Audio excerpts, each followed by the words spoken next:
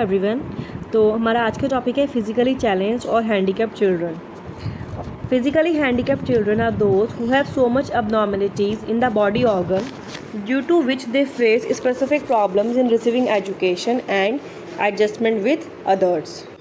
It means physically handicapped बच्चे वो होते हैं जिनकी जो बॉडी ऑर्गन्स होते हैं, ठीक है, फॉर एग्जांपल आपका हो गया हैंड्स हो गए या फिर लेग्स हो गए या फिर और भी किसी टाइप के बॉडी ऑर्गन में कोई ना कोई प्रॉब्लम होती है, अबनॉर्मलिटीज़ होती है, ठीक है, जिसकी वजह से उनको एजुकेशन लेने में प्रॉब्लम फेस करनी पड़ती है और दूसरों के साथ वो इजीली एडजस्ट नहीं कर पाते।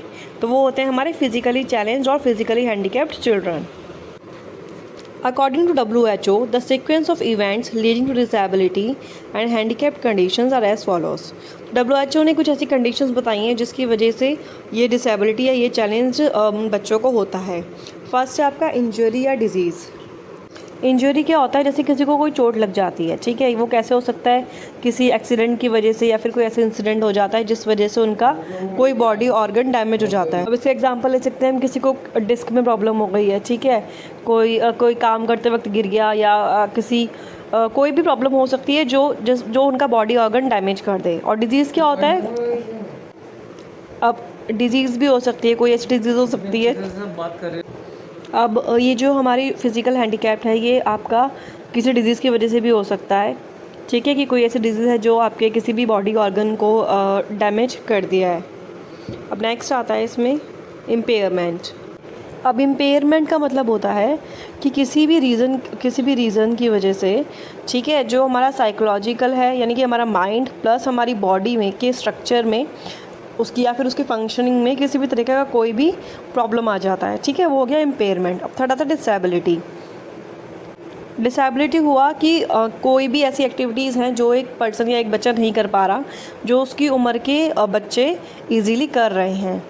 हैंडीकैप का मतलब होता है कि किसी भी बीमारी की वजह से या फिर किसी भी इम्पेयरमेंट और डिसेबिलिटी की वजह से आपका कोई भी बॉडी का ऑर्गन काम नहीं कर रहा ठीक से, और वो जो इंडिविजुअल है जो उसकी सिमिलर एज के जो बच्चे काम कर रहे हैं वो नहीं कर पा रहा because of that disability.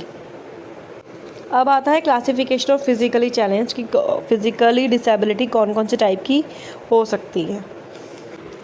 First आता है ऑर्थोपेडिकली हैंडीकैप। ऑर्थोपेडिकली का मतलब होता है कि जिनको कोई भी प्रॉब्लम जो होती है वो बोन्स से रिलेटेड होती है, ठीक है, उसको हम बोलेंगे ऑर्थोपेडिकल हैंडीकैप।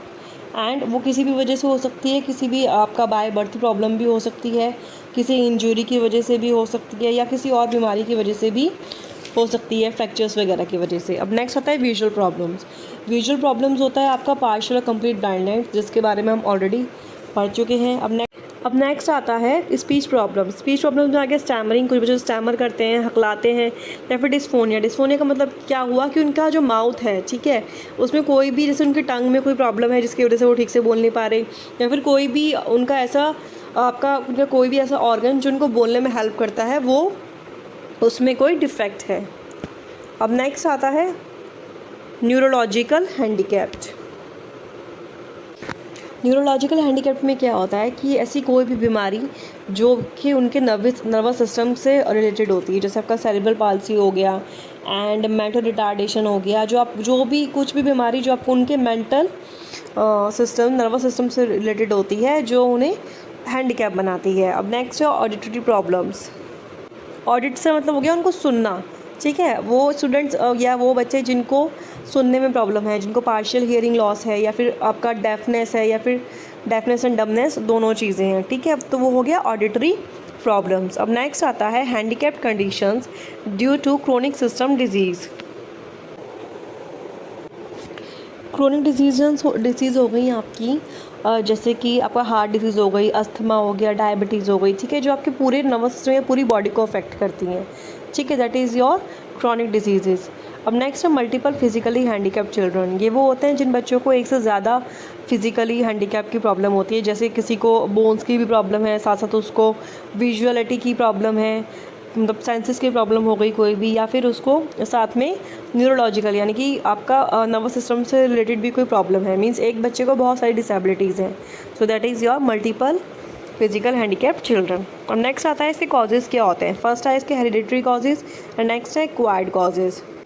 हेरिडिटरी कॉजेज़ हो गए कि फॉर एग्जांपल किसी बच्चे को बाय बर्थ ये प्रॉब्लम्स हैं, ठीक है, due to genetic problems and या फिर कोई मसल सेल्स या इंजरी हो गई उसको बर्थ के टाइम पे, तब से ये उसको ये प्रॉब्लम है, तो that is your hereditary problem. Next है एक्वायर्ड। एक्वायर्ड होता है आपका जैसे उसका कोई एक्सीडेंट हो गया या फिर कोई ऐसी चोट लग गई अचानक से या फिर पोलियो हो गया, ठीक है, तो ये सारी हो गई हमारी acquired causes of physical challenge. अब नेक्स्ट आता है कैरेक्टरिस्टिक्स ऑफ फिजिकली चैलेंज। इन बच्चों के कैरेक्टरिस्टिक्स क्या होते हैं।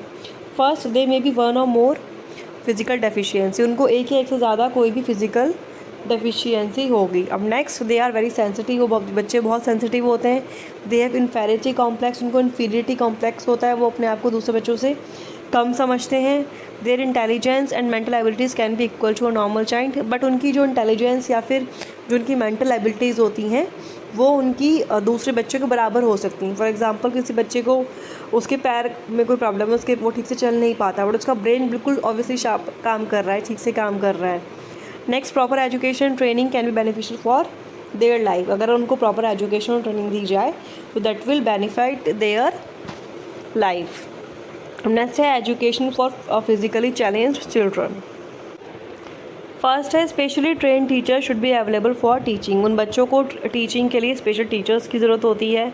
There should be residential schools for them and number of students in such schools be limited. उनके लिए रेसिडेंशियल स्कूल्स होने चाहिए, ठीक है, और उसमें जो स्टूडेंट्स के नंबर्स होते हैं वो ऐसा नहीं होना चाहिए कि पूरा भरा पड़ा है, लिमिटेड होने चाहिए numbers. They should be taught with interesting teaching methods like audio visual aids. उनको इंटरेस्टिंग टीचिंग मेथड्स यूज़ करने चाहिए, जैसे फॉर एग्जांपल कोई पीपीटी दिखा के पढ़ा रहे हैं या फिर कोई स्टोरी के थ्रू पढ़ा रहे हैं, ताकि उनका इंटरेस्ट पढ़ाई में बना रहे।